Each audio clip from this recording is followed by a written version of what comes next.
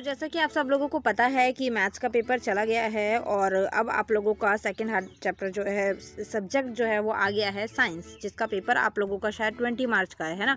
और second paper ये ऐसा है जिसके अंदर बच्चों की कंपार्टमेंट जो है वो देखने के लिए मिलती हैं साइंस और मैथ्स में ही, क्योंकि ये दो सब्जेक्ट्स ऐसे हैं जिसके अंदर हम लोग काफ़ी ज़्यादा चीज़ें जो हैं वो बना के नहीं लिख पाते हैं। जैसे इंग्लिश और हिंदी में हमें ग्रामर में हेल्प मिलती है और हम ग्रामर करके पास हो जाते हैं, लेकिन साइंस के अंदर जब तक हमें कॉन्सेप्ट और बेस क्लियर नहीं होंगे, लर्न नहीं होंगे, तो हम वो चीज़ लिख ही नहीं पाएंगे, क्योंकि उसमें कोई स्टोरी नहीं लिखनी होती है। ठीक है, तो क्या चीज़ें अब आपको करनी है, अब किन चीज़ों का आप लोगों को ध्यान रखना है। जैसे कि अगर मैं बोलूँ तो आपको 7 डेज़ जो है फिर से मिल चुके हैं, 1 वीक अराउंड आपको मिल चुका है साइंस के पेपर के लिए। तो आपको किन चीज़ों का ध्यान रखना है, क्या चीज़ें आप लोगों को फॉलो करनी है और किस तरीके से पढ़ाई करनी है।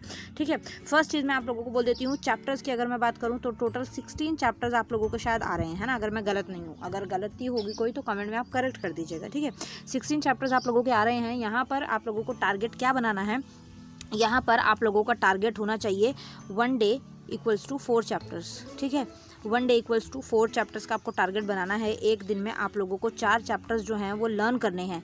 अब मैम एक दिन में 4 चैप्टर्स तो बहुत ज़्यादा हैं, तो बेटा आप लोग पूरा दिन फ्री भी तो हो, ये भी तो देखो। ठीक है, पूरा दिन फ्री हो, आपको क्या करना है, मॉर्निंग में आप लोगों को एक चैप्टर लेकर बैठ जाना है। ठीक है, उसके बाद में आप लोगों को जब लंच का टाइम होने वाला होगा तब एक चैप्टर लेकर बैठ जाना है, फिर इवनिंग में एक चैप्टर लेकर बैठ जाना है, और ऐसे ही फिर नाइट में एक चैप्टर लेकर बैठ जाना है।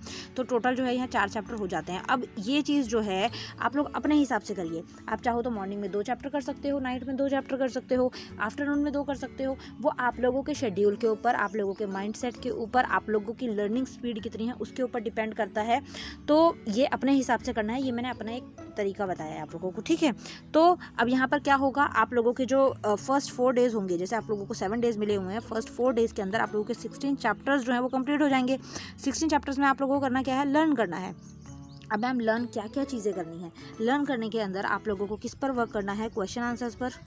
ठीक है, क्वेश्चन आंसर्स के ऊपर आपको वर्क करना है कि हाँ मैम क्वेश्चन आंसर्स हमें लर्न हो गए, जिसकी मैंने काफ़ी वीडियोस भी बना रखी हैं, जिसके अंदर आप लोगों को दिख जाएगा कि आप लोग वहाँ पर गेस्ट पेपर की वीडियो मैंने बना रखी है, जिसमें क्वेश्चन आंसर्स आपको पता लग जाएंगे कि हाँ ये क्वेश्चंस इस टाइप के आ रहे हैं। तो वो आप लोगों को प्लेलिस्ट मिल जाएगी, प्लेलिस्ट में आप देख लीजिएगा, आपको डिस्क्रिप्शन में उसका लिंक मिल जाएगा। ठीक है ना, वहाँ से आप क्वेश्चन देखिए कि ये टाइप के क्वेश्चन बन सकते हैं। क्वेश्चन आंसर्स सारे ख़त्म करने हैं नंबर 1 पे।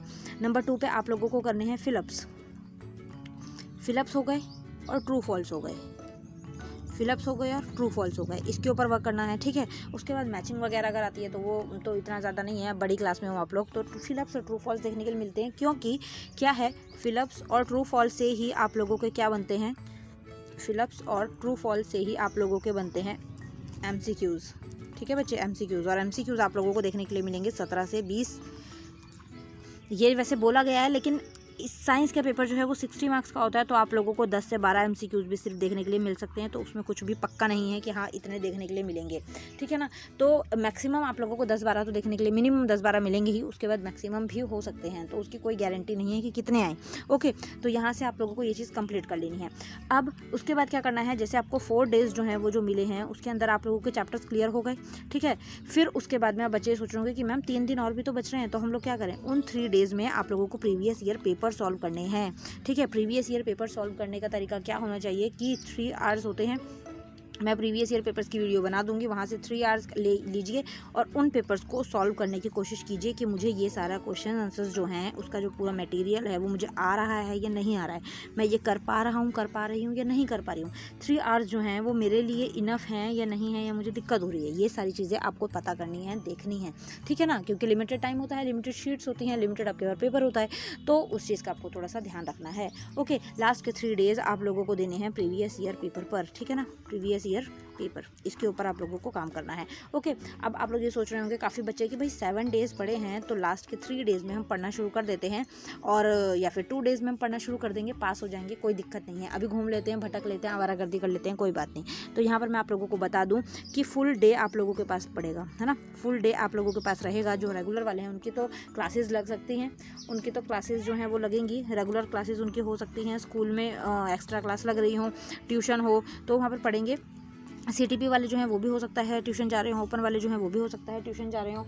लेकिन यहाँ पर एक चीज़ कॉमन है कि आप लोगों को पूरा जो टाइम है अभी, ये जो एग्ज़ाम टाइम जो है वो आप लोगों को सिर्फ और सिर्फ किस में देना है, सुबह कर ली हो, तो वो चीज़ आप लोगों को इसमें करनी है। एग्ज़ाम टाइम के अंदर आप लोगों को अभी जो है सिर्फ फोकस करना है आपका जो पेपर है, जो आपकी स्टडी वाला मटेरियल है उसके ऊपर, ठीक है ना।